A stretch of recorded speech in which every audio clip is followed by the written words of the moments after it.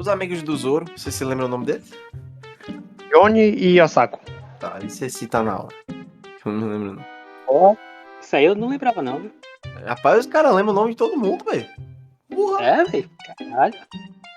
Rapaz, isso é porque eu sou assistente do Oda, velho. Tá É, explicado, velho. Só Você que é tipo... segredo, não pode contar pra Você é tipo o ninguém. ajudante do churrasco, né? Você fica olhando ali, vai dando a sugestão, pá. Aí Oda vai preparando a carne pra vocês, velho.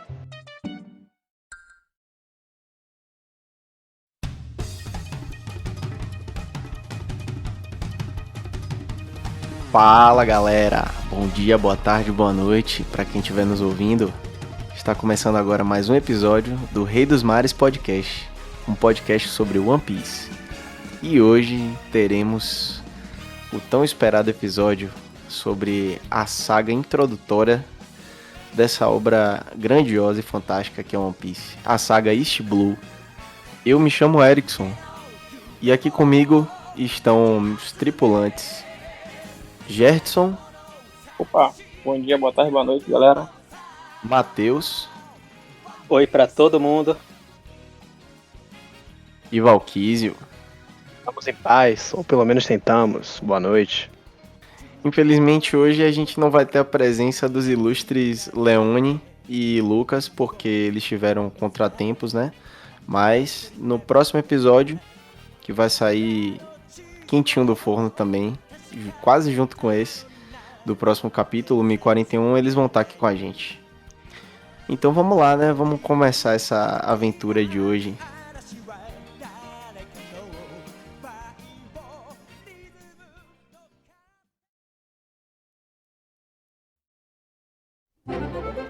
Então vamos lá, galera. Saga East Blue. Na saga East Blue a gente tem vários acontecimentos introdutórios, né? A gente começa... Ela é subdividida em pequenos arcos, né? Esses pequenos arcos eles vão contando a história de cada recrutamento que aconteceu inicialmente. Mas vamos lá por etapas. Vamos falar agora do arco Romance Dawn, que é um arco que ele começa de forma diferente, né? No anime, pro mangá. No anime a gente tem aquele episódio cômico da Alvida, em que o Luffy termina... Luffy saindo do barril. O Luffy se encontra com o Kobe, né? E salva ele da Alvida e dá uma porrada nela. E depois a gente segue pra história do Luffy, né? Como é que ele descobriu a Akuma no Mi e se encontrou com o Shanks também. Enquanto no mangá, não. No mangá é o Já inverso. começa direto na infância dele. Já começa direto na infância dele. Eu acredito que isso daí pode ter sido por conta da época, né? Tinha muito anime que tinha essa vibe cômica. E aí, pra atrair mais a galera, eles utilizaram esse ponto-chave aí. Se bem Acabou que sendo a estratégia do estúdio, né? isso perdeu também, né? Que One Piece sempre teve essa pegada de humor em tudo que faz. Uhum. Pra você que tá se situando agora, nosso podcast, ele é, acima de tudo, um podcast sobre One Piece, mas é um podcast sobre a vida e sonhos, assim como o OP. E esse episódio ele é um episódio especial porque a gente tá trazendo a introdução. Pra você que já viu, vai ter a oportunidade de relembrar algumas coisas. Pra você que nunca viu, você vai poder se perguntar, tá bom, onde é que eu começo e por que eu começo? Vale mesmo a pena embarcar aí? E é o que a gente tá querendo te trazer um pouco sobre o nosso querido piratinha que estica e usa um chapéu de palha. E o nome do arco é de tudo também, né? Que é Romance Dawn. É o começo de tudo, é o começo do romance que a gente tem com essa Sim. Verdade. E você acaba se encantando, né? Com aquele jeito despretensioso como tudo começa a rolar. Porra, É um OP, velho. É encantamento foda. bem especial. Nessa história, nessa parte inicial, né, a gente tem essa pegada meio cômica.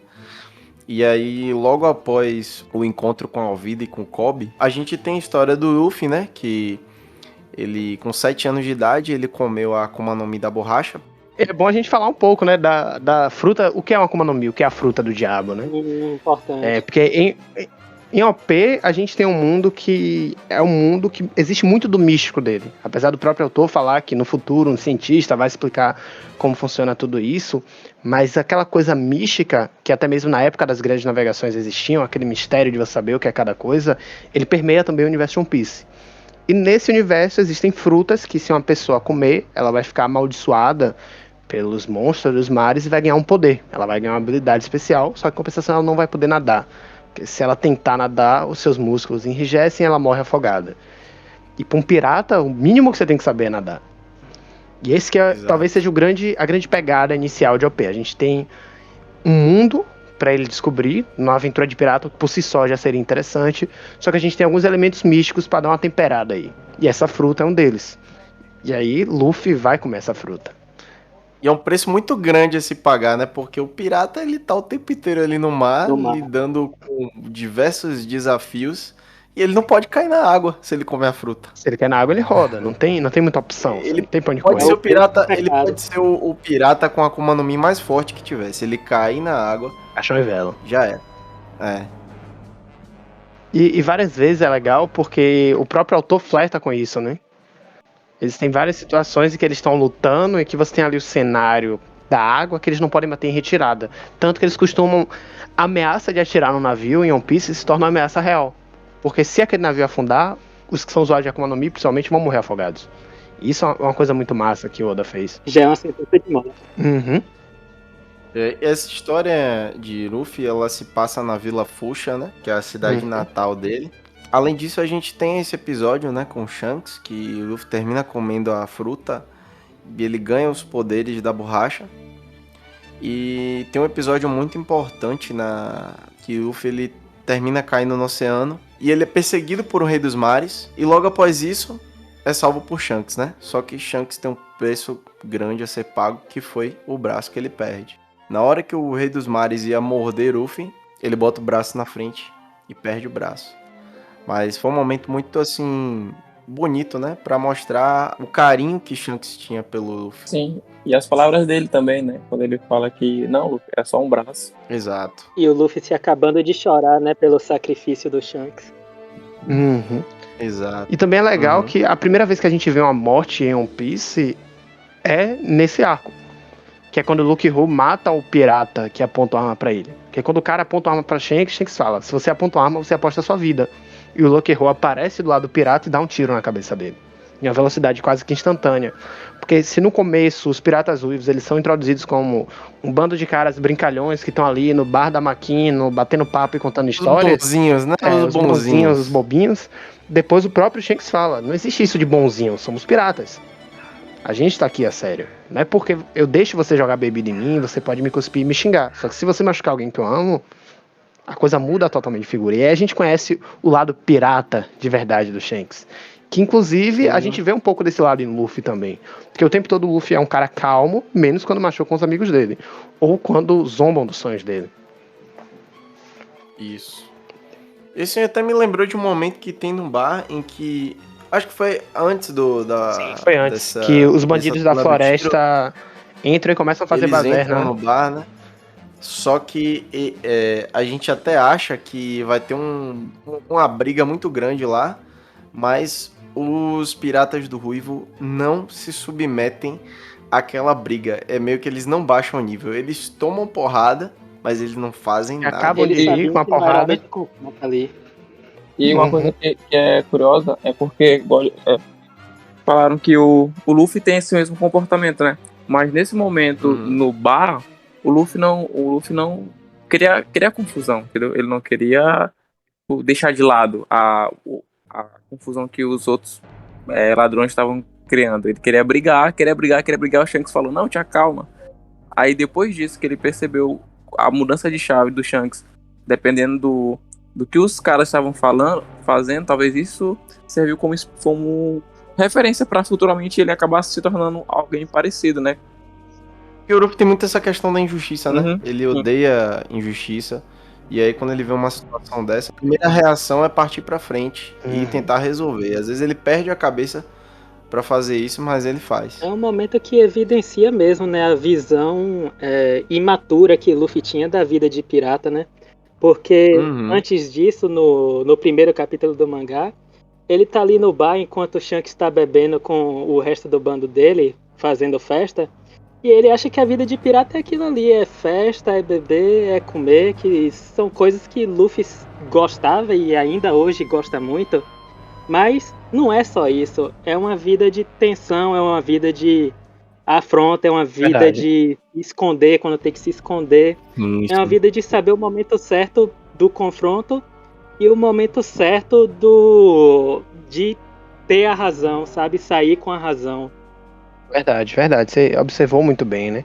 E é legal que esse arco introdutório, por menor que ele seja, muito do caráter de Luffy tá moldado a partir dali. Porque a amizade dele com Shanks, para além da promessa, que é o que ele vai fazer depois, que ele promete se tornar não só o Rei dos Piratas, mas superar Shanks. E isso é uma coisa que às vezes passa batido no texto de One Piece. Antes de se tornar o Rei dos Piratas, Luffy vai ter que superar Shanks. E isso é algo muito legal, porque hoje, quando a gente lê o mangá, a gente sabe que ele está no caminho dessa busca. E quando a gente tá naquele início, por não ter noção de quem é Shanks, a gente imagina que essa busca vai ser uma busca mais tranquila. Vai ser algo simples, e não é tão simples assim. O que é muito legal. Porque muitos dos traços da personalidade do Luffy a gente vai encontrar no Shanks. E vice-versa. Que é aquela coisa de você ser leve, você ser justo, mas você também ser firme o bastante para bancar determinadas decisões. Você se impor, né? Saber se impor. Exatamente, meu cara, exatamente. E eu tô pensando aqui é um lance também muito que legal. essa busca do Luffy em superar o Shanks, ela tá bem representada também no próprio chapéu de palha que o Luffy tem e que ele ganhou do Shanks. E o Shanks deu esse chapéu pra ele, pro Luffy devolver pra ele quando eles se reencontrassem. E quando o Luffy superasse o Shanks, o Luffy vai ter que devolver o chapéu pro Shanks. Então tá bem representado ali no objeto, que é icônico na obra. Sim. Tanto que passa a ser a alcunha dele, né? Luffy do chapéu de palha. Porque em que pese ele ser o cara de borracha, o cara que se elastece, ele sempre teve, desde que ele passou até a alcunha, foi Luffy do chapéu de palha. Então, no momento em que houver essa transição da devolução do chapéu para Shanks, a gente só consegue imaginar dois destinos, né? Ou ele tem um outro chapéu, ou ele vai ganhar uma alcunha muito maior, que eu imagino que vai ser o Rei dos Piratas. É uma afirmação mais chocante, pode até parecer, até exagerada, mas na minha cabeça faz muito sentido. Porque se você olhar narrativamente, é uma coisa que a obra aponta o tempo todo. Mas só quando você revisita a obra que isso parece ser mais claro. Essa relação do Luffy com o Shanks é uma coisa muito, muito emblemática e que eu acho que a gente vai acabar encontrando muito mais no futuro. Só que em uma outra roupagem. Não na roupagem de memória, mas em uma rivalidade bacana, uma rivalidade saudável. Continuando, depois da história do Luffy, a gente tem essa fase com a Alvida e o Kobe, né? Que a gente falou brevemente. E o Luffy, ele basicamente derrota a Alvida e salva o Kobe. Eles criam um vínculo de amizade ali, né? E Kobe vê Luffy como inspiração também. Porque Kobe é extremamente covarde e a liberdade do Luffy faz dele um cara corajoso. Não porque ele bata de frente com tudo, mas até pelo conceito de coragem que ele pegou ali atrás com o Shanks. Que é você saber lutar na hora certa e não temer os desafios dessa luta, você partir pra frente. E o Kobe, ele precisa aprender isso. Ele precisa crescer dessa forma. Isso. E logo em seguida, a gente tem Luffy saindo em alto mar à procura de uma aventura ou de tripulantes que ele define, né, que ele quer ser o Rei dos Piratas e que ele quer montar a tripulação dele. E aí a gente entra no arco do Morgan, né? Sim, do Capitão Morgan. Um ex-capitão da Marinha, um cara extremamente cruel, autoritário, rude e corrupto. Ele é um cara cruel, opressor, gosta de humilhar as pessoas teoricamente mais fracas, né, na pirâmide social. Isso. Até porque ele tá numa posição de poder ali, né, que é a Marinha, que no mundo de One Piece é meio que controla quase que todo mundo, sim. Abaixo do governo mundial. É um agente um agente de força do governo mundial, a Marinha. Sim. E é bem interessante mostrar esse lado corrupto do Morgan, em ponto ao Luffy, que é um cara que preza por uma certa justiça entre as pessoas, porque assim, Morgan, ele passa a usar a coisa pública como se fosse particular. Ele manda fazer uma estátua dele. Se a gente conhece os piratas muito legais, que são Luffy e Shanks, a gente conhece uma pirata escrota, que é a Alvida. E o próprio Kobe, ele fica surpreso por entender o seguinte: não, o Luffy é um pirata, mas existem bons piratas. E até uma coisa que eu tinha me esquecido é que logo depois que o Luffy derrota a Alvida, ele leva o Kobe junto. Sim, ele leva o Kobe junto. E aí eles chegam na base da Marinha, que é a Shell's Town, né? Que é essa base onde tá o Morgan e onde tá Zoro preso. Mas ele leva porque o Kobe quer ser marinheiro, né? E o Luffy, apesar de ele ser totalmente contra a Marinha, ele apoia o sonho dos outros, então ele não deixaria de apoiar o sonho do Kobe mesmo, ele querendo se tornar teoricamente um inimigo. Exato. E chegando lá em Shells Town, Luffy ele se depara com esse BO todo que acontece. Ele vê o Zoro preso. Zorão da massa. O Zoro, ele é um personagem que logo nesse arco do Orange Town, a gente tem o flashback dele contado, né? Assim como todos os tripulantes iniciais do bando do Chapéu de Palha. O Zoro, ele vem de uma vila, que foi a Vila Shimotsuki. E ele sempre foi um garoto muito forte e perseverante. Desde criança ele sempre queria ser o melhor, né? Só que tinha um grande problema pra ele, que ele não conseguia derrotar a Kuina, que era a filha do mestre do dojo. Eu acho legal a história da Kuina também. Desculpa interromper, eu acho legal a história da Kuina, porque assim, na história dela a gente encontra alguns elementos, né? A gente vê a primeira amizade do Zoro com alguém, porque no arco do Baratie aparece Johnny e Osaka, que são amigos do Zoro. Só que a gente sabe que Zoro tem amigos a partir daí, mas a primeira grande relação dele é com a Kuina. A gente vê a questão do machismo em One Piece pela primeira vez, que as pessoas se recusam a perder para ela porque ela é uma mulher. E isso é uma coisa abordada que é muito, muito do nosso mundo e que precisa ser discutida. Agora. E também um outro lance legal da história do Zoro no dojo com a Kuina é porque a gente vê que após a morte dela, ele entende que aquilo é um propósito dele também. Ele já tinha o objetivo de ser o maior espadachim do mundo, só que agora ele tem esse objetivo por duas pessoas. Porque se ela não vai ser a maior, ele tem a obrigação de ser o maior. Não é apenas um sonho dele, mas uma promessa deles agora. O propósito herdado do Zoro, né? Veio da Kuina, né? Que é um tema bem abordado na obra pelo Oda, é esse tema de propósito herdado, né?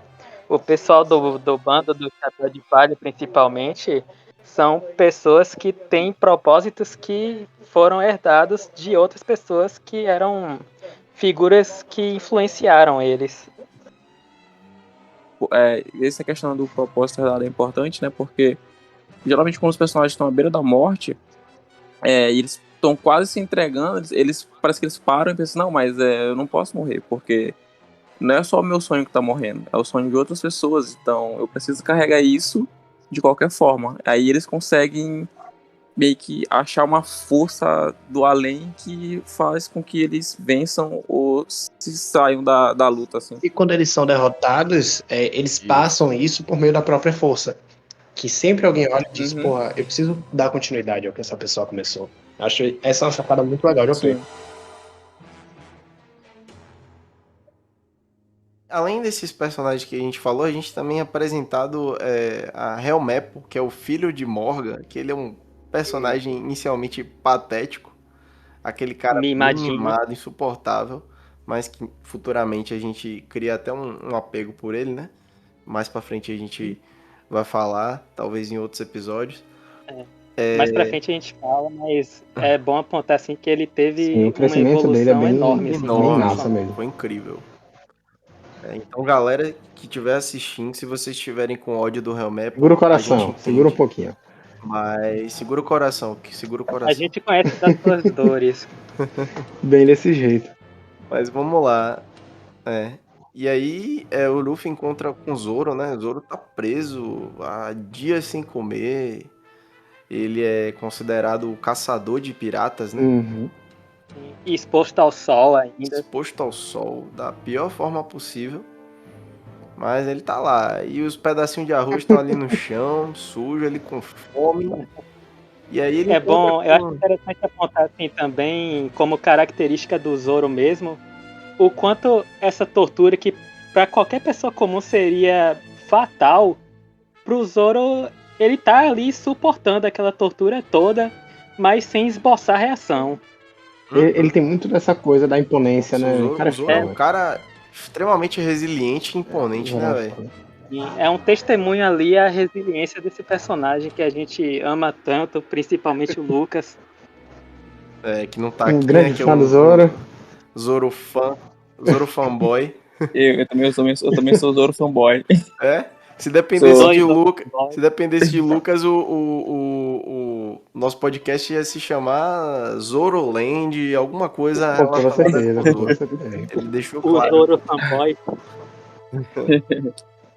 Eu acho que foi o Ekton que falou agora essa questão da Marinha ter as partes ruins e dos piratas são, teoricamente, os maus, mas terem piratas bons. Isso aí faz meio que... É como se eles estivessem fazendo paralelo com a questão do Yang e Yang, né? Que eles têm muito isso lá Sim. na parte oriental do Yin mundo. Yang. Então é como se, tipo, como se a Marinha que fosse representasse o bem. Então, tipo, no bem tem uma parte mal e no mal, que são os piratas, sempre tem a parte boa. Isso. E aí quando tu vê o Luffy, né, sendo uma parte boa, e quando ele recruta pela primeira vez o Zoro, que se mostra uma pessoa boa, né, já que, por exemplo, ele comeu a comida lá com areia, foi da menininha. Uhum.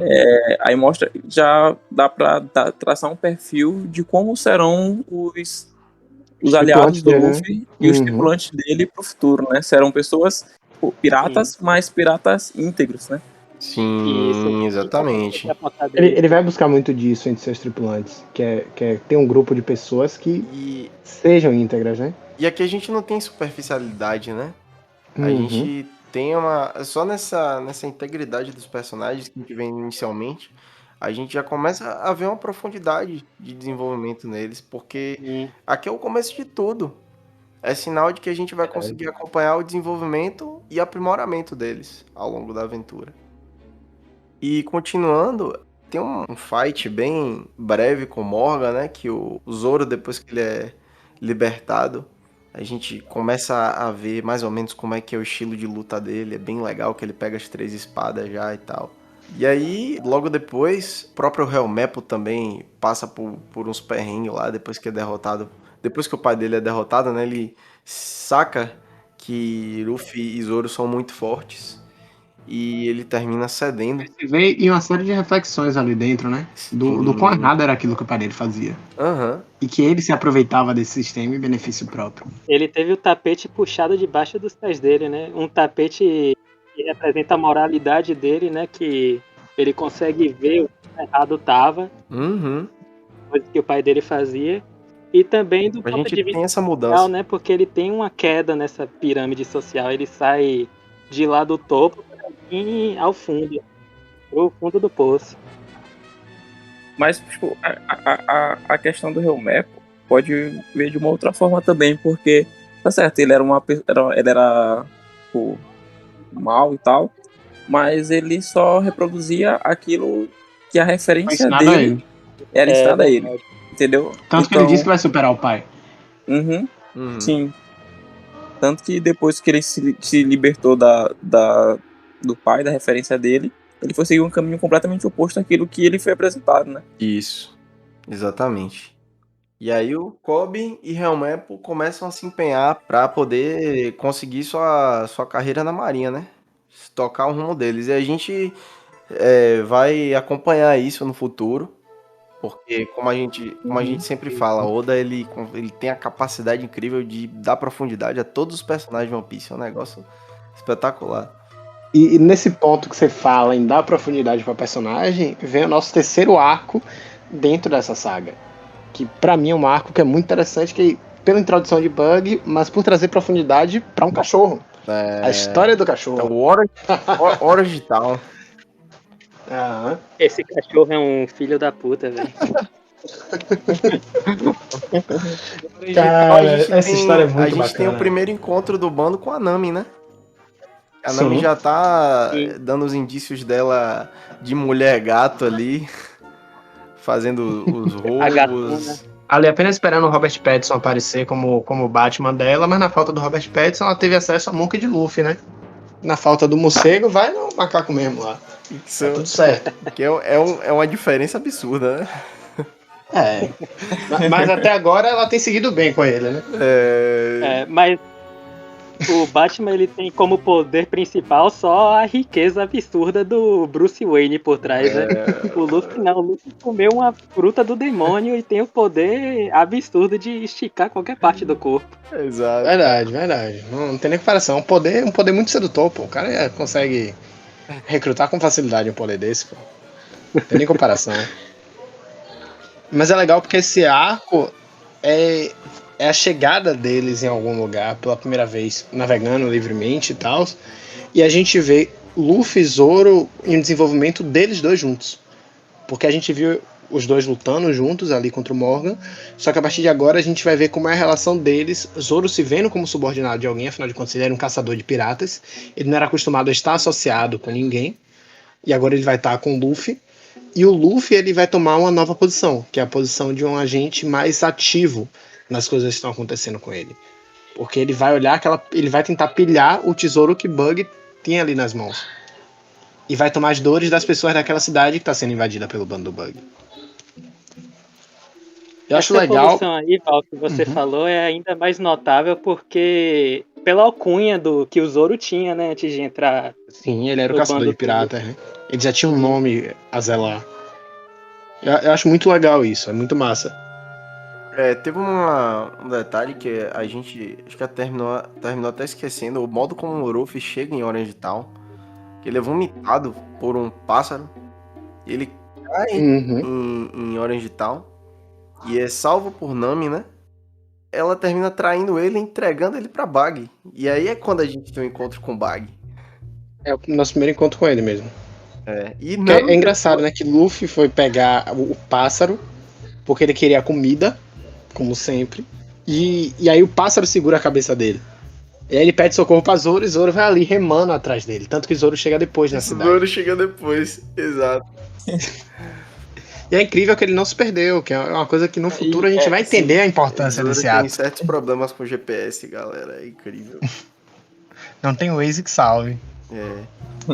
E assim, continuando, depois que a Nami entrega o Luffy pra Bug, né, com uma oferta, ela dá 1-0 em Bug também, porque ela se infiltra no bando do Bug e rouba ele. Só pra poder roubar ele. E aí ele fica dividido, né, entre dois problemas, enfrentar Luffy e pegar o que era dele de volta. E é legal porque assim, o primeiro vilão que também tem uma fruta é o Bug. E ele é o primeiro que consegue atacar o chapéu de palha de Luffy, atacar Luffy e realmente acertar Zoro. Bug dá uma facada em Zoro, dá uma facada em Luffy e ainda consegue ferir o chapéu de palha. Isso passa batido quando a gente vê, assim, na primeira vez, parece bobo, mas quando a gente já tá mais avançado em One Piece, olha e fala, tem alguma coisa aí nesse maluco, ele é bizarro, mas alguma coisa ele tem. Não é necessariamente um perigo, mas alguma relevância o Bug passa a ter. Inclusive, e a gente começa a entender que tem algo estranho naquele palhaço, né? O Bug acho que é o personagem favorito de Oda, né? Sim. O que é bem louco, né? Quando a gente para pra pensar. Você olha pro Bug e diz, que porra é isso aí, velho? Quando a gente descobre que o nariz de palhaço dele não é o nariz de palhaço, é o nariz dele. Quando a gente descobre que a fita do chapéu dele não é uma fita, é o cabelo dele. Véio. Eu não lembrava disso. que o nariz de palhaço era o nariz dele mesmo. Então ele nasceu palhaço, né, praticamente. É muito louco isso. É interessante notar, assim, como os vilões na saga East Blue eram personagens bestas, assim, tanto no design... Extremamente caricatos, né? Sim, extremamente caricatos, em comparação com os vilões de hoje que a gente vê, né? Sim, e, assim, meio que representa também uma evolução da jornada dos Chapéus de Palha através dos mapas. Os vilões vão se tornando menos ridículos, entre aspas, para se tornarem verdadeiras ameaças existenciais, sabe? Eles vão se tornando também mais críveis. Eu diria que também é uma evolução do próprio leitor sob a ótica do mangá. Porque os vilões iniciais, eles são muito bobos. Só que dentro mesmo desse arco inicial, dentro da saga inicial, a gente já vai vendo um grau de maturação cada vez maior dos vilões. Se no início a gente tem Alvida e Morgan são bem caricatos e o Bug são 3 vilões muito caricatos, depois daí a gente vai ter o Kuro, que já tem uma roupagem mais séria, mais crível, até o próprio plano do Kuro. Depois daí a gente tem o Don Krieg. Mas também tem que entender que o Luffy era um adolescente, né? Um adolescente que teoricamente deveria estar brincando e ele sai pra virar pirata. Então, se colocasse algo já muito forte, muito sombrio, talvez ficasse meio assim, tipo, tu bota uma criança pra lutar com um cara muito forte, assim. Isso aí faz ficaria... sentido, tá falando. Você bota uma criança com chapéu de palha pra lutar contra um palhaço, depois os caras tão batendo no Ronald McDonald no meio da rua. Apenas um dia normal. Aí vamos dizer que a influência do mangá. São vilões que eles são bem condizentes com o momento do chapéu de palha. Sim, da real imita a arte, né, galera? Verdade, pô. E a arte vai fazer o contrário. Filho da porra. Mas Chico chega acaba sendo quando eles vão se aproximando da Grand Line, que é teoricamente o lugar que estão os piratas mais perigosos. Aí que a gente vai entendendo o quão perigoso essa vida de pirata realmente é.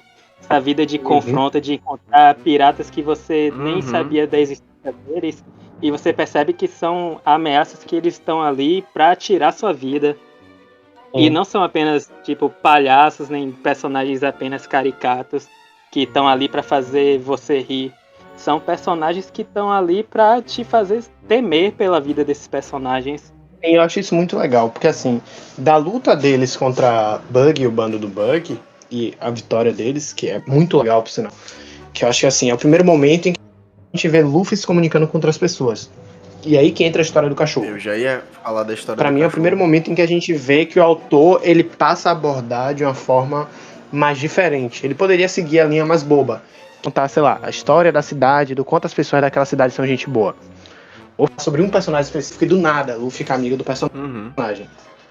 Só que a gente tem algo muito bonito, que é Luffy sendo obrigado a ler nas entrelinhas o porquê que aquele cachorro quer ficar na frente em uma batalha entre seres humanos.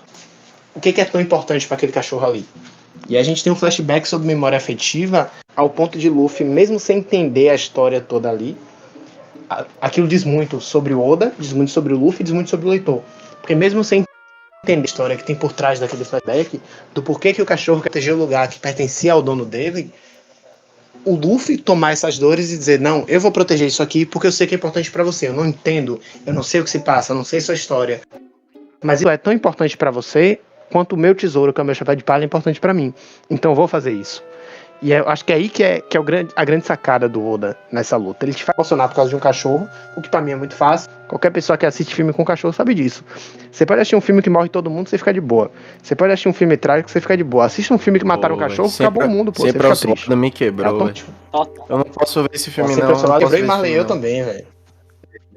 Também não, velho. Quando você descobre que essa porra é baseada em fatos reais, fodeu, velho. Assistir um negócio desse acaba o coração do homem. E aquele cachorro ali é o maior vilão da história de One Piece, é aquele cachorro, velho. Por que, meu cara? Por que, o cachorro tem o hack do rei. O que foi que esse cachorro te fez? Esse cachorro te fez de mal. Te deixou emocionalmente abalado, não foi? Ele fez chorar. Aquele cachorro ali é foda, velho. Aquele cachorro ali, ele foi violentado, né, por um dos membros do Bag, que era o Moji. E aí o prefeito da cidade, ele tá precisando de ajuda para poder se vingar do que aconteceu com o cachorro, que é Chou Chou o nome. E aí que a gente tem esse confronto do Luffy contra o Bag, né? O cachorro foi o gatilho. Foi o gatilho, que era o domador de animais, que ele batia no cachorro pra poder converter o cachorro ao bando do Bug, inclusive, que ele queria.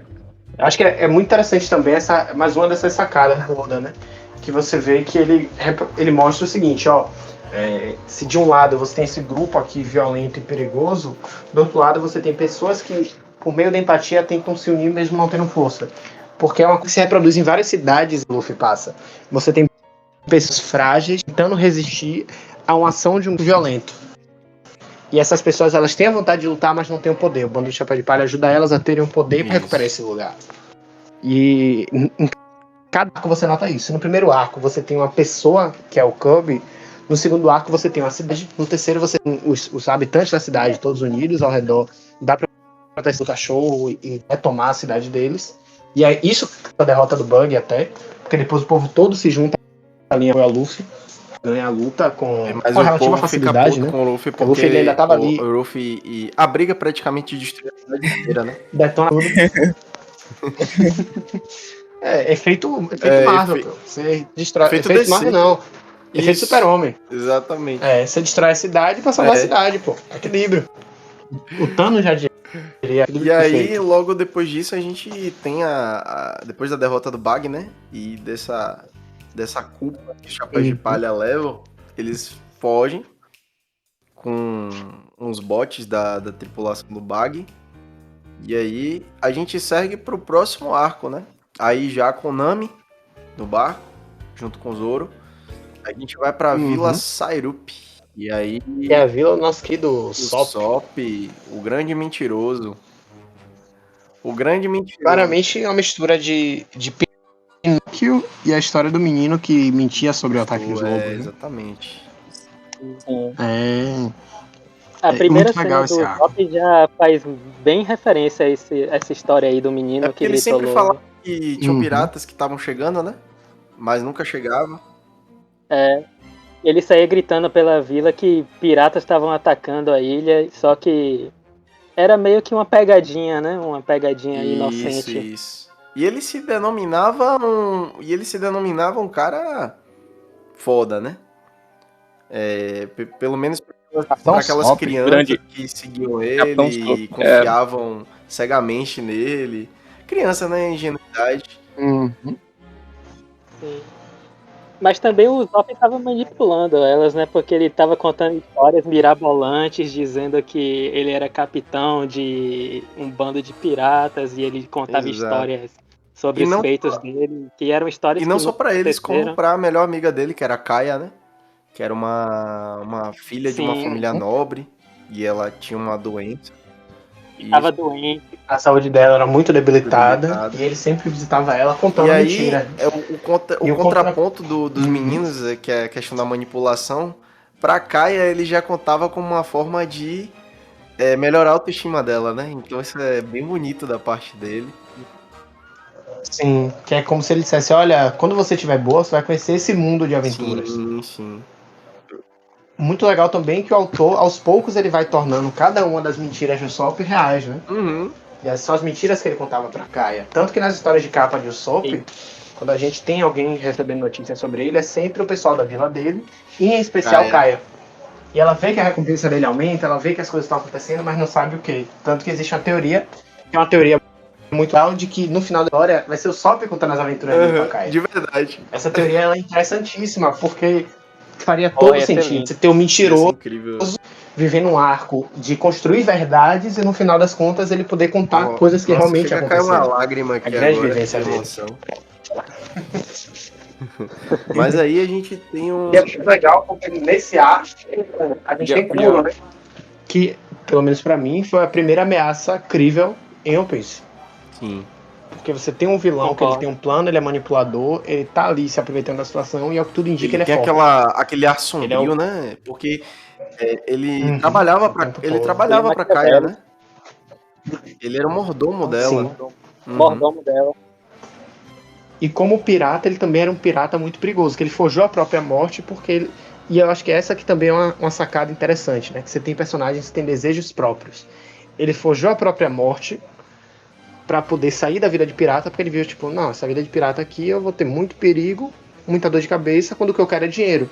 E por isso que ele quer dar o golpe em Kaia. Porque é uma forma segura e calma dele poder dar o golpe, ter grana e ter o status de poder dele. Ele vai ter uma ilha inteira sob o domínio dele. Sem precisar se indispor com a marinha. E é muito legal, porque quando a gente vai vendo o flashback dele, descobre que ele forjou a própria morte, que ele criou um plano, que ele criou essa identidade, decidiu ir pra essa ilha, porque ele sabia que não acontecia nada na ilha, que não tinha nada de interessante, e foi pra lá. Eu acho muito bacana isso. Ele é o primeiro vilão de One Piece que realmente usa a inteligência dele pra ganho próprio mesmo, sabe? Ele tá disposto a fazer tudo pela ambição dele. Quando você tem a primeira impressão de que a coisa tá ficando realmente séria, né? A gente tá pegando um vilão ali que é um vilão mais perigoso, um vilão mais calculista. Que vai fazer alguma coisa muito tensa ali, a gente só não sabe o que é. E aí essa seriedade vai embora quando aparece Django andando no estilo Michael Jackson, cara, tentando hipnotizar andando no estilo não. Eles criaram um personagem que é Michael Jackson. Ele só não canta, mas ele é Michael Jackson, claramente. E depois o pessoal lá de Demon Slayer copiou. Eu nem Foi. vi isso. Aí fizeram o Michael Jackson mesmo, ali foi o Michael Jackson total, né? Aí quando você assiste botaram o Demon Michael Slayer- Jackson lá no anime. É o Michael Jackson raivoso, pô. Depois que é revelado a respeito do Kuro, a gente vê que ele se comunicou com o bando dele, né? Pra poder atacar a ilha. E aí a gente E tem... quem intercepta a mensagem é o Sop, o Exato. mentiroso. E aí a gente vê que o Zop agora tá realmente contando a verdade, mas ninguém acredita. Que é a Completamente analogia à fábula descredibilizado. do menino lá, pastor, né? E ninguém acredita. E volta pro que Val falou, né? Que é mais uma mentira do Zop que Talvez se a primeira, torna né? real. É. E nisso eles começam a fazer a dominação lá na vila, né? E põem em risco a vida de Kaia também. A própria Kaia não acredita no Sop pela primeira vez. Sim. Porque diz que é inadmissível que ele trate uma pessoa tão gentil quanto o Kuro era pra ela, dizendo que ele é um pirata, que ele é uma pessoa que quer matar, que quer roubar Na o verdade, eu dinheiro acho que é o dela. primeiro momento que a gente vê uma discussão entre eles Uma e a Kaia, reação entre ela eles. termina ficando triste com o Zop, né? Ela meio que se afasta Uhum. por causa disso. Fica bem claro que ela tá decepcionada ali. Mas aí logo depois a gente tem quem na ilha? O Luffy e o começo do bando do Chapéu de Palha chegando na ilha, né? Pra procurar saber o que tá acontecendo, pra trocar uma ideia com a galera. Aquela primeira visita, sem saber de nada, porque eles chegam lá de boa, né? É meio que sempre assim. Mas me lembre aí, Erickson. Eles chegaram lá na ilha com algum intuito já, ou eles simplesmente chegaram lá, tipo, por acidente, como os primeiros Não, navegantes? a Nami tava navegando e dizia que eles precisavam ir pra alguma ilha pra abastecer. Exatamente. Porque com aquele barquinho eles não iam conseguir ir muito longe. Isso. Era a ilha que E aí tava ela no meio do faz com que caminho, eles né? Que parem. tava durante o caminho ali pra baixo. Uma ilha que era segura e que tava no meio do caminho. Exato. E é muito legal isso, porque assim, eu acho que até a própria relação de Usopp com o bando começa de uma forma bem legal, porque assim, ele é muito mais fraco que os demais, o próprio Oda sempre fala que o Usopp sempre vai ser o mais fraco do bando, embora fraco no padrão humano, claro, né? Mas se a gente parar a pensar, ele vai evoluindo cada vez mais. E a introdução dele com o bando, ele confronta a qualidade de cada um deles. Aí ele pergunta, o que, é que vocês fazem? Aí Luffy fala, eu estico, Zoro fala, eu corto, Nami fala, eu roubo. Aí eles perguntam, e você? Aí o Usopp fala, eu minto. E não pro confronto contra o Kuro. Só que aí tem aquela tática que eles jogam óleo na montanha que eles estão e eles não conseguem chegar ao ponto principal. Então é Luffy correndo em direção ao Kuro, Zoro não tem como subir pra lutar. Então fica Luffy e o Usopp tentando enfrentar aquele bando inteiro. Voltando àquele assunto dos personagens que a gente olha assim, são bem caricatos, a gente já tem o Michael Jackson do One Piece. E a gente já tem ali o poder do Kuro, que é um poder bem absurdo também. Que é o Wolverine do One Piece. O cara corta tudo. Tem parecido uns irmãos que eram do bando do Kuro, que eles embarcam na ilha pra tocar o plano dele pra frente. Eu lembro que uma batalha concentrada em força, que é um X1 bem direto entre Luffy e Kuro, que é de tática. Que Kuro tá usando toda a tática dele contra Luffy. Na verdade, esses irmãos são os irmãos que lutam contra Zoro, agora que eu lembrei disso. Que são os caras que usavam tipo uma unha de gato, uma porra dessa. E eles enfrentam o Zoro, que eles tentam enfrentar... Tanto que o símbolo do barco de Kuro é um gato, né? É um gato gigante. E Luffy usa a base do barco dele pra poder dar o ataque final no Kuro. Porque o Kuro tem toda uma estratégia, porque ele sabe que a fraqueza do Luffy, pelo Luffy ser de borracha, vão ser ataques cortantes. E aí ele junta os caras do bando dele. Então fica o Sop e Nami versus Django, Zoro versus os dois irmãos e Luffy sozinho contra Kuro. E a gente começa a ver pela primeira vez uma batalha que não é tão concentrada só no Luffy. Porque a gente vê a dificuldade que o Zoro vai tendo na batalha dele. Não porque os caras são mais sorte, mas porque a tática que eles estão usando ali é desvantajosa pra ele. Logo depois dessa batalha emblemática que a gente tem, acho que é a primeira batalha importante, vamos dizer assim, que o Luffy e o bando dele enfrentam, né? Após a derrota do Kuro e do bando, a gente tem a reconciliação de Usopp com Kaia, porque Kaia enxerga de fato que Kuro estava tramando por trás. E como recompensa, no fim da batalha e da libertação das mãos desses vilões da ilha, a gente tem o grande presente, né? Que o bando do Chapéu de Palha ganha, que é o Going Merry.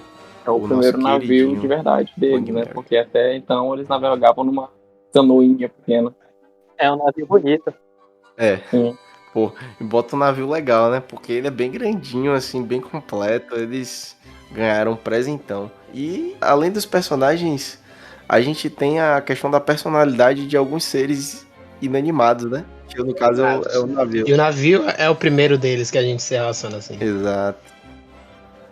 Eu acho legal também que no anime o Merry, às vezes, ele fica com as expressões, tipo, aquela gota de água descendo de suor quando ele tá com medo de ser invadido. Algumas cenas são muito engraçadas na animação. Sim. E é legal como o Merry vai se tornando parte da jornada deles, e lá em Water 7 a gente vê o peso que isso vai ter, né? Sim. E a gente tem a entrada de Usopp pro bando, né? O Usopp escolhe seguir a aventura dele, querendo ser um grande guerreiro. E aí a gente dá início ao arco do Baratie, o restaurante ambulante no meio do mar. E é fantástico a forma como começa, né? Esse navio-restaurante, porque é Luffy lançando um canhão no Baratie. Que ele fica brincando de atirar com o Sop, e Luffy não sabe atirar, então lança o canhão que acerta Zeff. E aí eles acabam sendo obrigados a parar no Baratie pra ver o que aconteceu, até porque é um restaurante, Luffy já queria comer. E quando o Luffy encontra Zeff pergunta, quem foi que atirou esse canhão? Luffy fala, fui eu. E aí Zeff fala, você me acertou. O Luffy fica de boa, até que ele olha pro pé de Zeff e diz, meu Deus, você perdeu o pé. E Zeff dá uma botada nele e fala, não foi a cara nem disso, lava, a cara nem lava. Você quebrou isso aqui. E aí o Luffy acaba tendo que ir lá e conversar com o Zeff pra ver como vai ser. E o Zeff fala, olha, você vai ter que trabalhar pra mim, cara. Isso. E nessa que o resto do bando aparece pra conhecer eles. Eu acho muito legal a forma como se dá a introdução, né? Porque assim, Luffy vai causando confusão e mais confusão, e a confusão vai levando ele. Nesse panorama a gente tem um encontro inicial com Sanji, que é o cozinheiro-chefe do Baratie. Ele é como se fosse um filho pro Zeff. A gente vai ter também a história do Zeff e do Sanji. E tem um momento que eu acho que é muito marcante pra todo mundo aqui, que é quando entra um cara extremamente boçal no Baratie. Ele reclama da comida, larga a sobra lá, e Sanji dá uma resposta bem firme, né? Que ele odeia quem desperdiça comida. Justamente por conta do quê? Por conta do passado. A gente remete ao passado do Sanji, o perrengue que eles passaram. Mas a gente entende, pensa que é apenas uma relação dele com o alimento por ser um cozinheiro. E aí depois o Fulgore toma aquela dor, vai procurar arte, bota sujeira na comida dizendo que isso foi alguma coisa do Baratie, e Sanji simplesmente moe ele na porrada.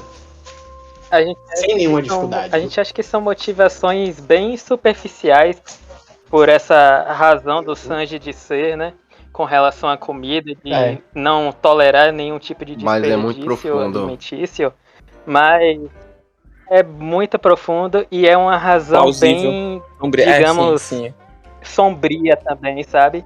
Além de plausível também. E aí a gente vai pro passado do Sanji, né? Que o Sanji, ele é encontrado por Zeff. Na verdade, ele fazia parte de um barco que Zeff saqueou. E quando o Zeff vai saquear esse barco, ele está pronto pra pilhar e pra matar todo mundo. Só que Sanji fala pra ele que não vai morrer até encontrar o All Blue. E aí que vem aquela grande tempestade, afunda o barco de Zeff, que ele antes era o grande pirata Zeff Pé Vermelho. A tempestade afunda o barco de Zeff e ele salva Sanji. E quando Sanji pergunta pra ele por que salvou, ele fala, seu sonho é o mesmo que o meu. E aí a gente já tem mais uma vez aquela coisa do propósito em One Piece, a importância dos sonhos e como as pessoas se conectam, né? Pequenos atos. Que não são necessariamente atos de coragem ou algo assim. Esse isolamento que tem com o Sanji e o Zeff na ilha, que cria essa relação até paterna, né, do Zeff com o Sanji, que não era algo planejado de forma alguma. Mas... Nem um pouco. Paterna é a palavra terceira, velho. Perfeita. Sim. Você foi ótima palavra agora. São situações que me lembram muito a outras, sabe? Por exemplo, a outras, eu não digo na mesma época, mas, por exemplo, eu não sei se vocês assistiram o Mandaloriano, né? O Mandaloriano e o Yodinha lá, é bem nessa vibe. Sim. Quem jogou The É bem Last nessa of vibe Us também. sabe também da relação entre o personagem do Joel com a Ellie. A São relação dele bem com a essas Ellie. situações assim que Uhum. não é nada combinado. Eles tinham uma relação completamente separada, sem nenhum vínculo, mas Mas o por vínculo conta do acabou se rumo da criando. história, por conta dos perrengues que eles vão passando e vão passando juntos, eles terminam criando aquele vínculo, aquele elo, né? E isso é muito que a gente vê com o Sanji aí, porque o Sanji é um garoto que ele tá passando fome ali na ilha, eles estão meio que secando ali, porque não tem nada. E é legal também que o Sanji, ele desperdiçava comida, né? Ele desperdiçava comida antes. É legal a gente pensar nisso também, né? Que assim, esse valor do Sanji, ele só pôde aprender com a experiência da vivência mesmo. De passar por uma dificuldade para entender o valor de certas coisas. Porque a introdução dele é questionando os cozinheiros por que eles comiam a comida. Que ele fala, gente, isso é sobra. Não se come sobra. Os cozinheiros riam dele e falavam, você tá no mar, você nunca sabe quando é que vai faltar comida. E ele fica naquele dilema, se ele vai comer a sobra que tem ou se não vai comer, enquanto isso a sobra vai tragando. Eu acho muito, muito interessante a forma como construíram aquela história dele, que é praticamente uma propaganda do Fome Zero, muito legal. E ele consegue construir aquele arco de um jeito bem legal. Porque você traz os valores do personagem, você traz uma conexão entre eles, até a própria diferença também no mangá e anime, né, que a gente falou no começo. No anime, Zef corta a perna na corrente pra salvar o Sanji. O que por si só é um sacrifício incrível. Porque você tá sacrificando pra salvar uma criança que tem um sonho igual ao seu. Existem uma série de discussões que a gente pode fazer sobre isso que são muito interessantes, né? Que é a forma como você acredita no sonho de alguém, a forma como você acredita no valor de alguém. Só que no mangá, a coisa ganha uma figura muito mais profunda e até coerente com a história. Zef, ele arranca a perna pra comer a perna, pra não passar fome. Uhum. Porque ele chega à conclusão de que com o tempo que tá passando ali não vão passar mais navios, ele não tem comida, então ele tem que comer a própria perna. Eu acho que o mangá ele é muito mais denso e tenso na forma de mostrar esse arco. Sim. E é mais um sacrifício bem parecido com o que Shanks fez pelo Luffy, né? Isso, verdade. No primeiro capítulo. O Shanks sacrifica o braço e o Zef sacrifica a perna. Uhum. E a perna do Zef é a perna que deu o nome de pirata a ele também. Então não é... É uma coisa ainda maior. E você falou agora no Representa nome, algo né? bem maior. E foi uma coisa legal também que você trouxe isso do nome, porque assim, Zef Pé Vermelho e Sanji Perna Negra. Até mesmo essa relação paternal deles, a forma como a alcunha do Sanji se envolveu. Porque enquanto o Zef era o pé vermelho, porque sujava o pé com sangue dos inimigos, Sanji sempre com aquela coisa do estilo, da coerência, do charme, ele se torna Sanji Perna Negra. Também usa o estilo apenas com as pernas, embora posteriormente a gente descobre que ele sabe lutar com espadas e sabe usar facas, mas não usa por causa do código de conduta de cozinheiro, né? Mas é legal você poder ver que também existe essa rima narrativa. Sim, sim. E aí depois voltando pro futuro, quando a gente segue com a história, a gente tem uma introdução de um personagem, o personagem do Jin, que ele é um cara que inicialmente demonstra que tá passando fome, né? Ele chega no navio, no Baratie ali, pedindo ajuda. Desesperado. Exato, e a gente até cria uma empatia por ele, pela situação que ele tá passando. Só que depois a gente tem um acontecimento inesperado aí, né? A gente descobre que o Jin, na verdade, ele tava armando por Baratie e ele era da tripulação do vilão Don Krieg.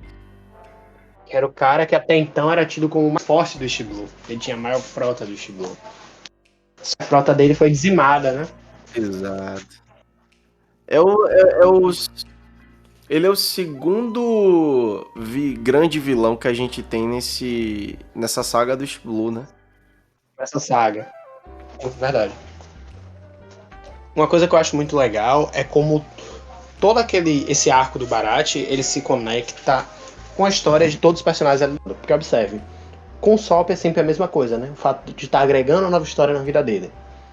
A armada de Don Krieg foi destruída A gente ainda não sabe pelo que foi, mas é dito que foi um monstro terrível que destruiu a armada dele. Porque ele foi pra Grand Sanji. Line, né?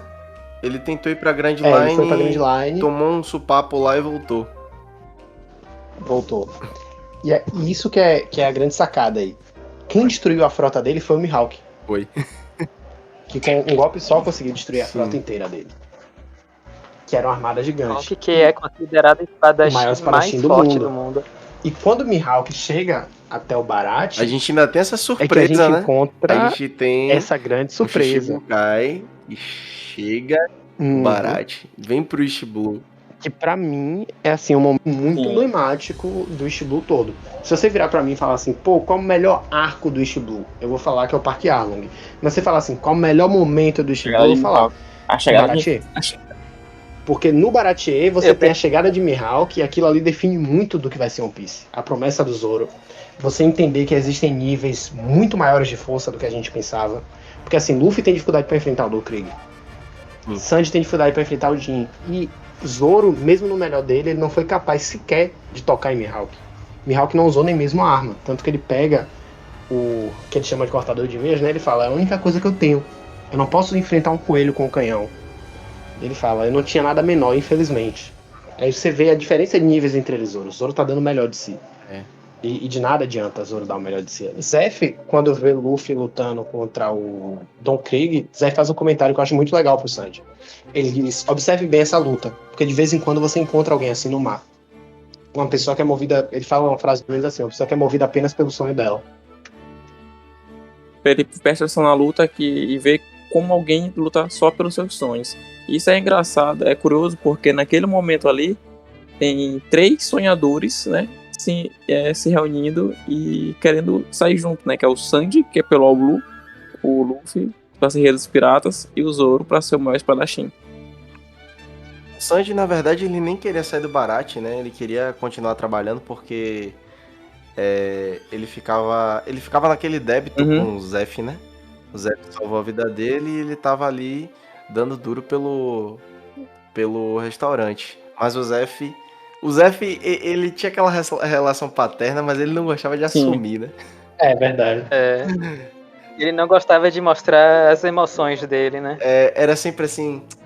Ele era fechado. Seu idiota, eu não quero saber de você, não. Mas eu te amo, porra. Parece. Era uma relação. Parece Era uma relação clara ali, de amor e de carinho, mas que não dava pra quebrar essa. Como eu posso dizer? Esse escudo assim que o Zef colocou pra proteger as próprias emoções. Parece aquela coisa de adolescente, né? Que quando gostava da menina ficava puxando o cabelo e brigando, sabe?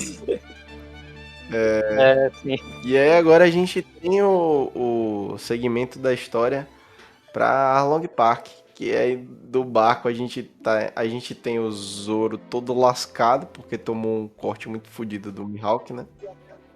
E aí temos o Sanji, a Nami e o Zop.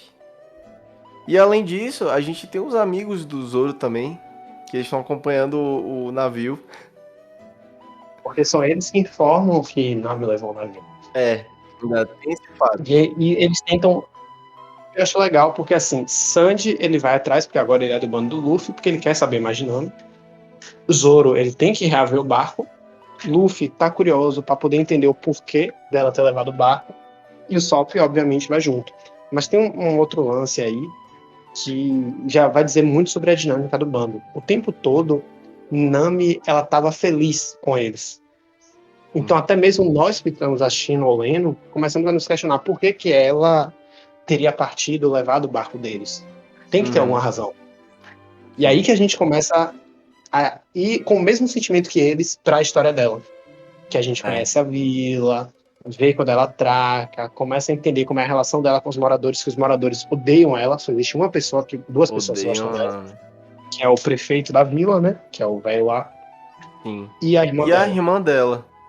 Que é uma personagem interessantíssima. Aí a gente tem um flashback da mãe dela, Nami, né, que introduz o personagem da Belle Mary, a saudosa Belle Mary.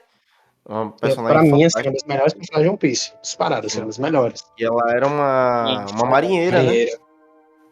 Que um dia, durante uma guerra, ela encontra Muito uma badass. criança cuidando de outra criança. E nesse momento ela fala, porra, né, eu não quero ficar aqui guerreando. Eu decidi que eu vou ser mãe. Ela vai cuidar daquelas duas crianças. Acho É, muito interessante como é a introdução daquele relacionamento para elas, porque muito da personalidade de Nami vai ser desenvolvida a partir daí. Porque se vocês isso. olharem bem, Nami costuma ser muito cuidadosa quando se tratam de crianças, porque ela também foi uma criança que foi acolhida. E por mais que as pessoas teorizem, por exemplo, quem é o pai do Zoro? Quem é a mãe do Zoro? Eu acho que o contrário não acontece com Nami, justamente porque a gente não precisa suprir essa falta da árvore genealógica dela, sanguínea. Porque é como a própria Bella Mary fala, não existe isso de sangue, eu sou sua mãe. E é muito, muito genial essa sacada do Oda. Porque tem coisas ali que vão na subjetividade pegando aos poucos, de uma forma sutil, mas consegue estabelecer bem a psique daquele personagem. Acho que da relação da Nami com a Bella Mary é isso. Sim. E aí, logo após esse encontro com a Nami e com a irmã, a gente vê todo esse cuidado que a Belle Mary tem, né, na vila ali, cuidado com elas. Ela ensina tudo para as meninas, né, educa e tal. Só que aí a gente tem a trágica, a triste chegada de Arlong e seu bando de piratas, os Tritões. Piratas Tritões. Isso. E Arlong fazia parte dos antigos Piratas do Sol, né? Que era um bando de piratas bem famoso, formado por tritões. Um bando bem antigo também. Isso, só que ele era aquele cara mais problemático do bando, mais mesquinho, e ele se separou, formou o próprio bando dele e foi para o East Blue dominar as ilhas que eram mais fracas, né? Digamos assim, do que o que a gente futuramente encontra na Grand Line. E aí ele invade a ilha, destrói muita coisa, mata um bocado de civil. E ele se depara com a Belle Mary, né? A Belle Mary é acho que uma das únicas personagens que tenta peitar ele. Só que ela infelizmente é assassinada por ele. O primeiro encontro E dela com ele é ela pulando para dar um tiro na cara dele, né? Que isso, ela pula exatamente. e se joga em cima do Arlong e atira nele. Ela percebe que não vai adiantar a arma, que ele quebra a arma dela e Sim, quebra o braço dela também. E fala isso. que a única. Ela foi uma das poucas pessoas da vida inteira a afrontar o Arlong. Exato. E aí a gente tem o desespero da Nami e da irmã, né? Porque elas perderam a mãe. E a Nami, ela, uma criança inocente, ela tenta encontrar um meio de poder recuperar a vila. Que ela se junta ao grupo do Arlong. Ela é boa em desenho, né? E ela se demonstra uma criança assim inteligente até. E aí o Arlong termina recrutando ela, se aproveita também da ingenuidade dela para que ela pudesse fazer os mapas das ilhas, a parte da cartografia. E ele fecha um acordo com ela. Se você juntar tantos milhões de berries, você vai poder comprar essa ilha e a gente vai sair daqui. E aí ela passa essa vida inteira dela trabalhando para eles, né, juntando, fazendo os furtos e roubos a tudo quanto é direito para poder juntar essa grana Posso falar isso. e poder Ela pra ilha. trabalha e furta pra ganhar berries pra poder salvar E aí que a gente a ilha. entende a motivação dela. Por que que ela roubou o chapéu de palha? Por que que ela roubou o navio e foi correndo para a ilha? Porque foi para trocar ideia com a Arlong. E aí a gente descobre que ainda falta muito, né, para ela poder juntar. Pelo que eu me lembro, ela consegue. Acho que ela consegue juntar, não só que o Arlong. O Arlong. Não, É, ela consegue. Ela junta o valor e Ela ele passa a perna saqueia nela. Ele muda isso. o valor. Com os últimos berries que ela saqueia, ela atinge o valor que ele tinha estabelecido. Só que aí ele chega lá e Mete a duplica, inflação. o Arlong, como pirata. triplica. E como ela se vê sem escolha, ela aceita o acordo dele, né? E a gente sabe muito bem que esse acordo vai ser infinito. Ele só tá se aproveitando da, digamos assim, da ingenuidade dela. Tanto que ela entra em desespero, E né? durante Da todo habilidade o arco, dela, né? a Nami, ela meio que impede o bando assim do Chapéu de Palha de atacar o Arlong, com medo da retaliação do Exato. Arlong. E acho que é nesse momento aí que ela descobre que foi passada a perna nela, da mesma maneira que ela passou a perna nos outros para poder ganhar o dinheiro para salvar a ilha. Ela, num momento assim de desespero total, em prantos, ela meio que autoriza assim os amigos dela, né? Porque já não são mais apenas companheiros de bando, mas já tem uma amizade sendo formada ali. Ela fala pro Luffy, ela dá a entender ao Luffy que é pra ele. Ela se vê sem Isso. escolha Dá a entender ao Luffy. e pede ajuda, né? Acho que uma das cenas mais icônicas que também que tem no Ela- East Blue é essa, né? Quando ela tá se cortando lá. E Ela tá Sim. cortando a Aham. tatuagem, na verdade. cortando a tatuagem lá. E, e é a primeira vez que o Luffy deixa alguém. Não deixa alguém tocar, ele mesmo coloca o chapéu de palha na cabeça dela, né? Ali é o Vai lutar sem símbolo chapéu. É o de que símbolo ele máximo da vai. confiança dele. Exato. Que ele vai cumprir. Uma das Uhum. cenas mais fortes de toda a sim. obra. Acho É a que caminhada deles no Parque Arlong, né? é o grande Que a entrada ponto deles pra inicial luta. do senso de justiça do Luffy, né, velho? A Uhum. carga de responsabilidade que ele coloca nas costas. Sim. Mas que ele vai até o fim. É. E aí a gente tem. É. Até o Zop, ele se impõe, né? Ele se junta com Decide lutar. o resto da tripulação e vão aceitar Arlong. O Zop perdeu a covardia. E aí, quando a gente chega lá no Arlong Park, a gente vê que não é uma tarefa muito fácil, né? Os tritões, eles são fortes. E eles são bem assim... A gente vê uma versatilidade, né? Em cada tritão, porque é híbrido com polvo, outro é híbrido com tubarão, um tipo de tubarão. Então eles... O próprio Arlong, ele é um híbrido de humano com um peixe-espada, né? Então ele tem aquele nariz afiado. E ele é parece uma muito espada forte, mesmo. velho. Porque assim, se a gente para pra pensar, ele era um ex-pirata do sol, né? Então, qualquer coisa ele ia ser. E a gente vê um embate muito pesado. A gente vê o Luffy e o Zoro sofrendo bastante, né? A ponto deles ficarem bem debilitados.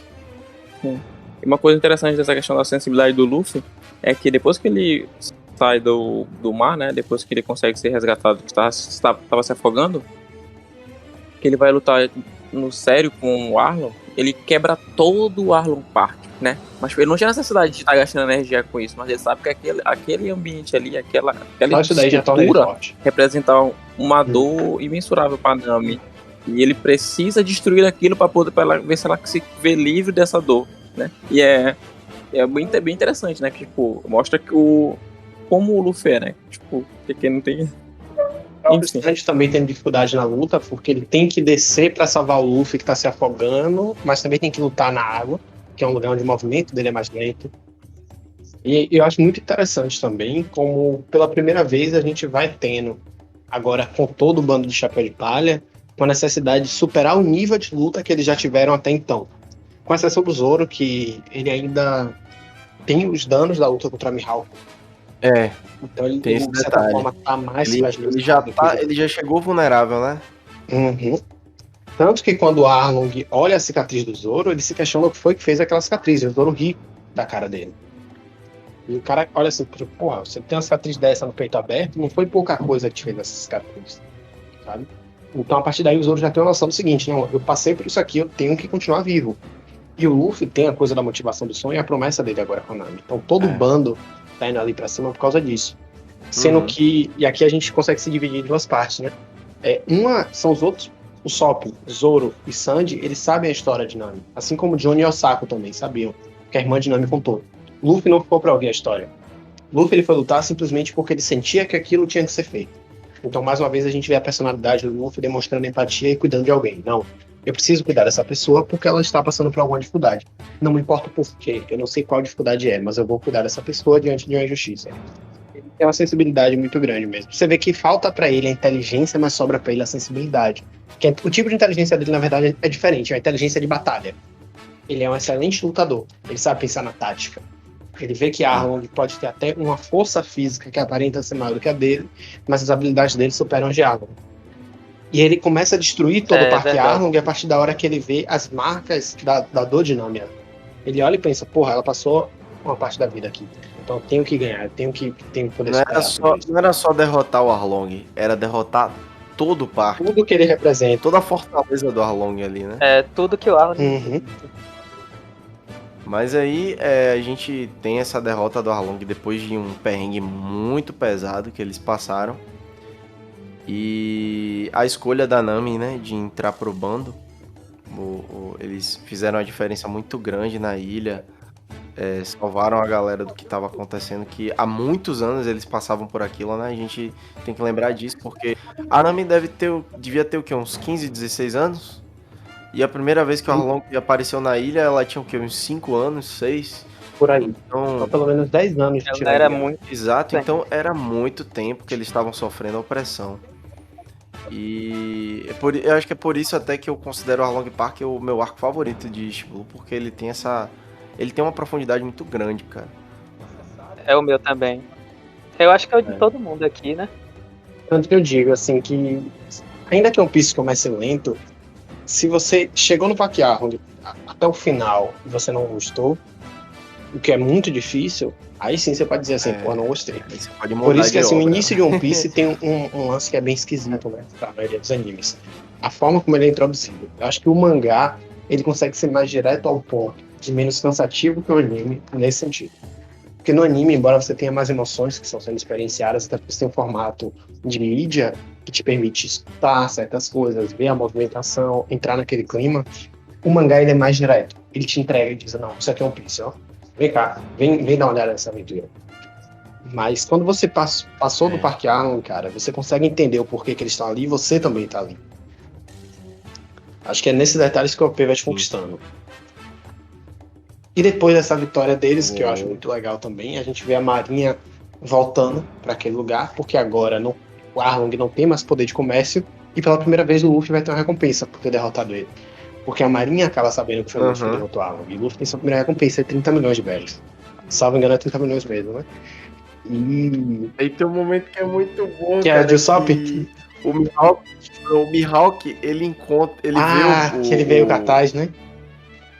Ele vê o Dá um cartaz sorriso.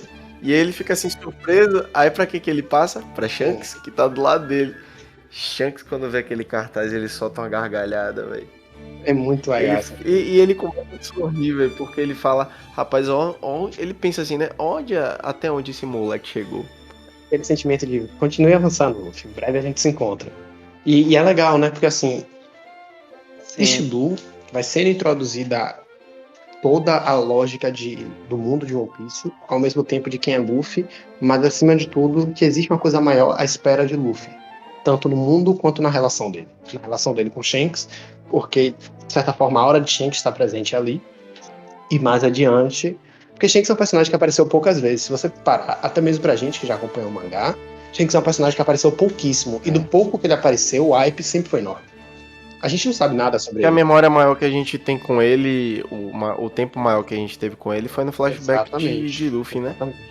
E tem essa profundidade entre eles ali, o desenvolvimento, a relação de afeto e tal. Então a gente cria um vínculo muito forte com o Shanks. Sempre que ele aparece é um momento importante. Algum fato importante está ocorrendo no mundo. E aí, diante desse primeiro cartaz do Luffy e dos demais do bando também, a gente entra no arco de Logtown. É a cidade do início ao fim, a cidade de Roger morreu. É muito legal a forma como esse arco começa, porque assim, alguns personagens importantes vão aparecer ali, muito importantes para a Alvida. A gente vai ter o retorno do Bug e da Alvida. O bando todo reunido. Alvida magra agora, né? Alvida magra agora, uma permite aquelas esquive das coisas. Vamos ter Smoker. A aparição de Dragon, que pra mim é a aparição assim, mais bombástica do Logtown.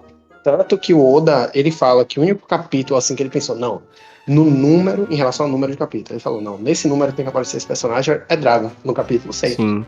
Eu disse que é o único personagem que ele precisava que fosse naquele número. Logtown, na verdade, ele tem alguns confrontos ali, Mas é meio que um respiro de alívio depois de Arlong Park, né? Porque ele é mais um arco, assim, que remete à história de One Piece. E aí a gente volta no passado também, né? Porque mostra Smoke jovem no flashback. E ele viu o Roger ser morto na execução. E que ele sorriu, né? Que o Roger sorriu. Tanto que quando o Luffy tá pra ser quase executado, o Luffy sorri também. E aí Smoker nota que tem algo diferente no Luffy. Sim. Sim, é verdade. Ele nota similaridades, né, entre o Rei dos Piratas e o Luffy que quer se tornar o Rei dos Piratas. E aí ele vê esse moleque sorrindo naquela posição extremamente difícil ali, a posição em que ele vai ser executado imediatamente, mas não há temor nenhum em Luffy. Só há aquele sorriso ali que a gente consegue ver de uma pessoa que não teme a morte. Na ilha de Logtown, a gente vê também o momento em que Zoro, ele tá em busca de novas espadas, né? Porque ele perdeu as espadas nos arcos anteriores. E aí, a gente também tem o encontro dele com a Kuina 2.0, que é a Tashigi, a vice do Smoker, né? Eu não sei bem se ela é vice, mas eu sei que ela tá em uma posição hierárquica na marinha que é abaixo do Smoke. Similar, análoga, né? Eu acho massa sim. também, uma outra coisa, né, que acaba passando um pouco batido e tal, é porque Smoker, até então, ele é o filtro dos piratas, né? É dito que ele passou a ficar ali logo e tal para que a galera não chegasse para poder atravessar. E aí ele fala que ninguém vai passar por ele. Não vai subir ninguém, não vai subir ninguém. E depois sobe todo mundo, né? Sobe Bug, sobe Álvida, sobe Luz, sobe uma galera. É e um ele virou desrespeito baderna total. Um desrespeito incrível com esse personagem. Mas eu acho massa porque ele pede pra sair daquele lugar pra poder ir atrás do Luffy. E o Dragon é quem intervém na luta do Smoker contra o Luffy. O Smoker ia ganhar de Luffy ali, com toda certeza. Não tinha como o Luffy ganhar. Só que o Dragon intervém. E a frase do Dragon é muito legal, né? Ele questiona pra Smoker qual motivo ele tem pra impedir um homem de seguir o seu sonho. E o próprio Dragon, a gente encontra bastante dessa ideia dele da liberdade, não uma liberdade incondicionada, mas uma liberdade pensada pelas pessoas, uma liberdade pensada no bem-estar do próximo, dentro de limites, a partir desse próprio diálogo com o Smoker. Porque Smoker questiona, você aqui? Então, a primeira vez que a gente tem contato que existe sim algo importante em Dragon, a gente não sabe quem ele é, que é uma coisa que a gente só descobre lá em Water 7. Até hoje, né? Uhum. Até hoje, assim, a gente não conhece muito sobre ele. ele. A gente não viu ele, a gente recebe informações sobre, mas ele apareceu pouquíssimas ainda vezes, ele é um personagem uma grande incógnita. Promete muito. A gente tem informações sobre ele, mas a gente não sabe se a gente pode confiar nessas informações que a gente recebe. E a gente tem umas batalhas bem bobinhas, assim, um alívio cômico que é contra a Bag de novo e são embates. Mas o ponto alto aí foi o Smoke e a intervenção do Dragon. E a promessa deles, né? De subir a montanha reversa, enquanto cada um fala qual é o seu sonho que vai cumprir essa promessa. Que eu acho que é uma cena muito bonita, deles pisando no barril de cerveja pra brindar.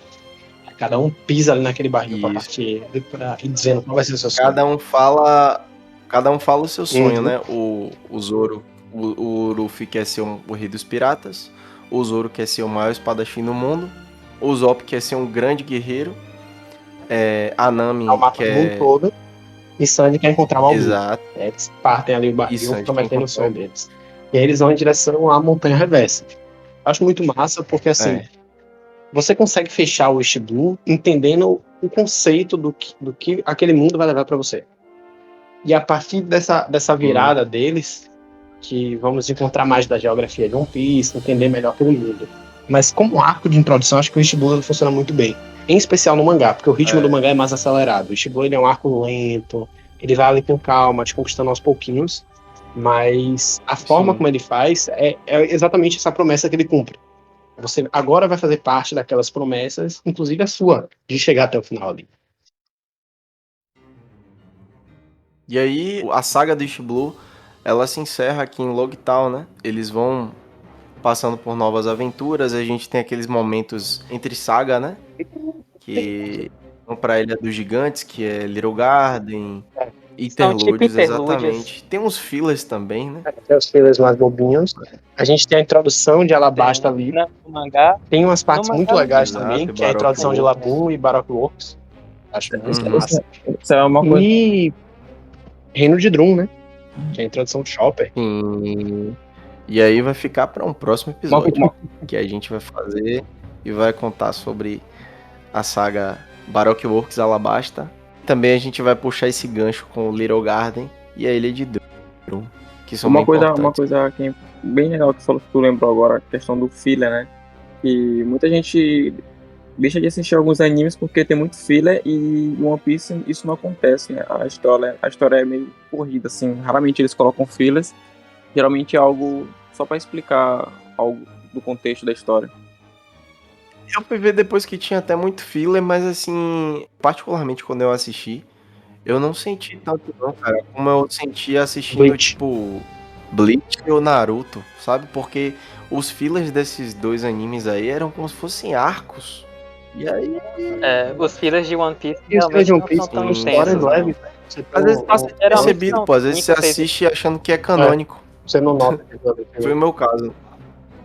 Inclusive, só pra deixar a galera que tá ouvindo o podcast que não conhece da obra ainda direito ou de One Piece, o filler de East Blue é sobre uma ilha em que Luffy encontra um dragão, né? Mesmo, uma criatura mística. Verdade.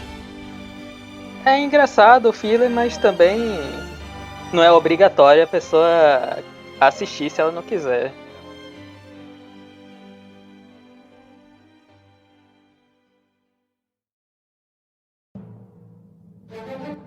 A gente chega agora, galera, no momento final. Algum de vocês queria fazer alguma recomendação, dica cultural? Não me vem nada na cabeça. Bem, eu vou deixar uma dica cultural aqui, que é de uma das minhas séries favoritas, que inclusive o Valkyrie gosta muito. E assim, ela tem uma classificação um pouco alta, já vou avisando, mas ela remete muito à temática que a gente vê aqui em One Piece, que é Black Sails. É uma Você deu a dica cultural que ia dar hoje. A gente vai sintonia. É uma série que ela se passa na Era de Ouro dos Piratas, né? A gente tem personagens bem emblemáticos como John Silver e Barba Negra, etc. É uma série que, engraçado, né? Que ela começa nessa mesma pegada que o Shibu. Ela começa muito devagar e muito cômica, e depois ela se torna uma coisa extremamente profunda e pesada. Sim. Ela tem um desenvolvimento muito interessante, né? Dos próprios personagens da série. E assim, Black Sails, ela foi uma série muito injustiçada pelo momento em que ela apareceu. Porque ela apareceu simultânea a Game of Thrones. Então a galera voltava os olhos a GOT como aquela coisa série de época e ao mesmo tempo uma série meio que medieval, por assim dizer. Então ela acabou sendo totalmente ofuscada. Né? Mas ela é uma série muito superior a GOT, por sinal. E assim, a qualidade da série também é muito boa. Ela tem uns momentos assim meio estranhos, que eu acho que todas as séries da Stars têm, né? Às vezes um exagero ou outro em nudez, ou em algumas situações, ou em personagens às vezes meio caricatos. Mas é uma série que ela, como acontece em Breaking Bad, é uma série que ela gradualmente vai melhorando. Da primeira até a última temporada, que inclusive são 4 temporadas, é uma série que eu considero curta. Ela, de forma gradual, ela vai melhorando. As 2 últimas temporadas são incríveis. E o final eu gostei muito, particularmente. Então, assim, galera, é uma série que ela já tá fechada, já tem um final, então vocês podem assistir sem medo, tá? E fica aqui a minha recomendação de hoje. Mais alguém vai querer trazer alguma recomendação?